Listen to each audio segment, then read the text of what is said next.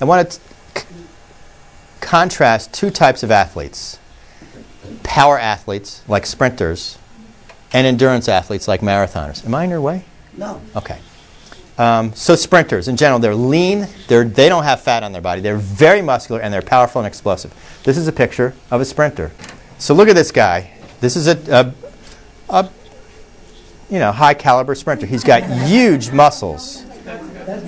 That's good. Okay, the guy's got gigantic. There's no fat on this guy. He's got gigantic muscles. Look at these women here. Look at their legs. How muscular. There's no fat on their body at all. Big, strong arms, big, strong legs. Again, another sprinter. Another sprinter. Very nice, muscular, developed. Very healthy looking, too. Another sprinter. Now, let's look at endurance athletes. These are high-caliber, world-class marathoners. Lean, thin, excellent endurance. Okay, this guy just won. He's a champion. Look at his legs. There's no muscle there. Look at his face. He said, my God, I'm so happy I finished this damn race. Yeah, but that's 26 miles of running, though, right? Exactly. Well, yeah. Is that good for him, you think? Well, it's an ego thing, I think, right? Okay, this is another endurance runner. Look at how, now she's very lean and she's got muscles, but look at how skinny her arms are. This guy just won a race. Look at how thin his arms are. Look at his legs. Very, very skinny. There's no muscle tone there either. They're lean, but there's not a lot of muscle tone. Now, this is the most dramatic example that I've seen. This is the guy. Look at how skinny he is. This is him at the beginning of the race. Look at him by the end of the race.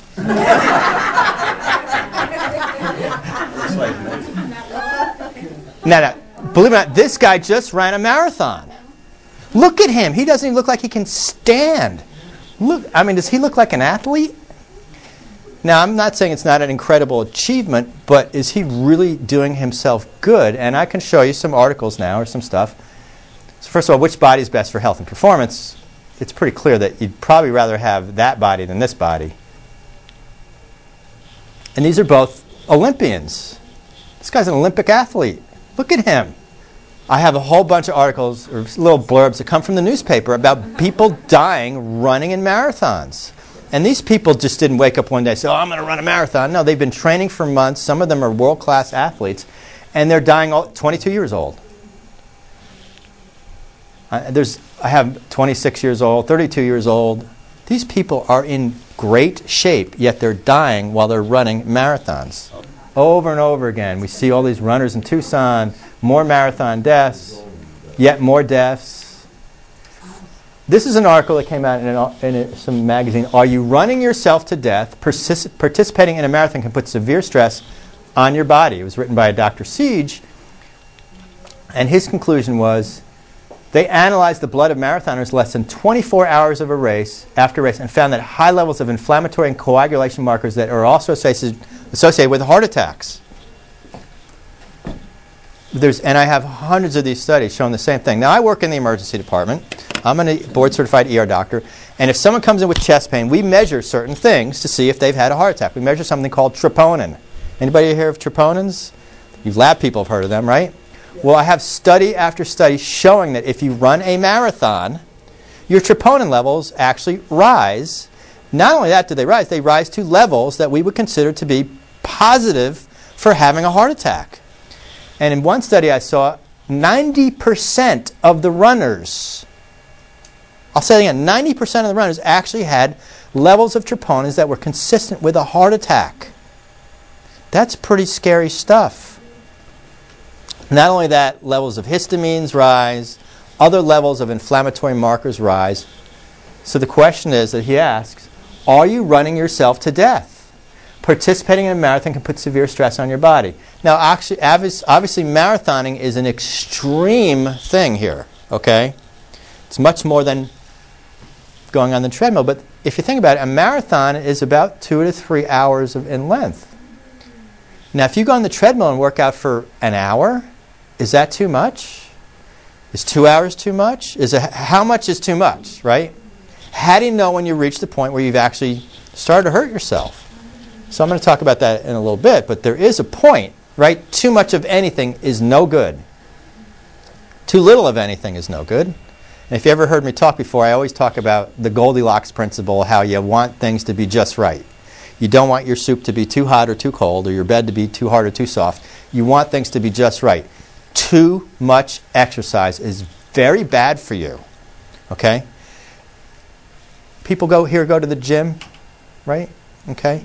You see people, you ever see people that you look at them and go, I think that person is probably training too much?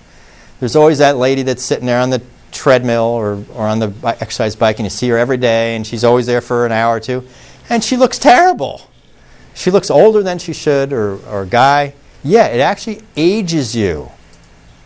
How about people that work heavy manual labor for a living? Construction workers and people that are just out there doing heavy manual labor. Are they living longer and better? Do they look healthy? No, they're aging rapidly. Okay, it's like your car. Imagine driving your car 500 miles every day.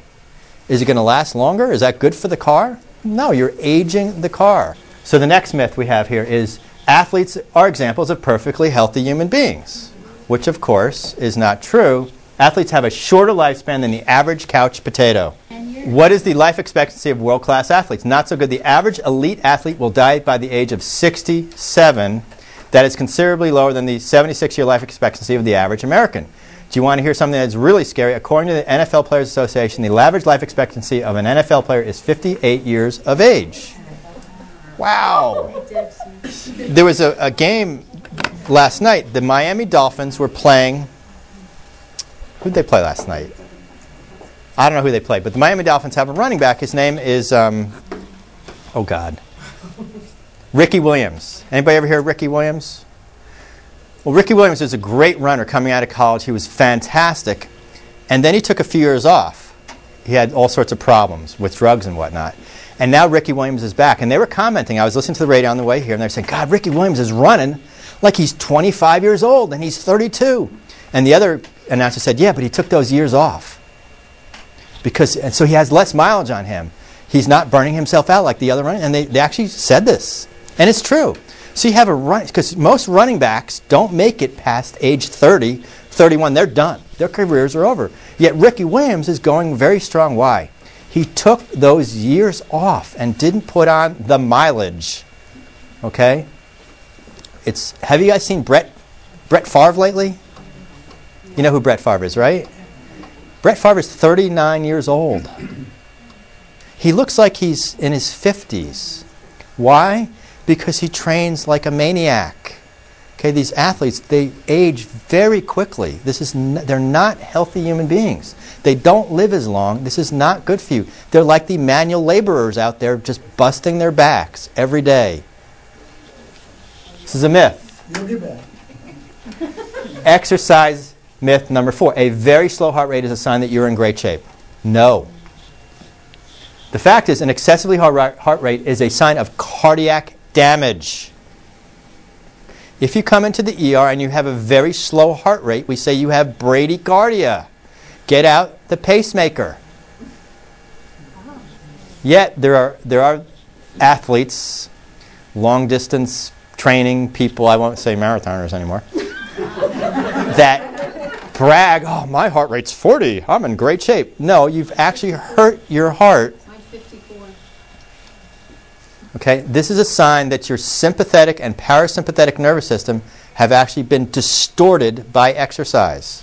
What should your height be? A normal resting heart rate should probably be in the 60s to low 70s. When you start getting into the 50s and 40s, that's no good. And let me tell you, in my practice, I see patients that have overdone it. And a lot of them do have very slow heart rates. They come in and I see people that come in for fatigue and chronic fatigue and fibromyalgia and all sorts of problems. And a lot of them have been people that have overtrained. And the first thing I tell them is, listen, you got to cut way back on your training. You are really hurting yourself.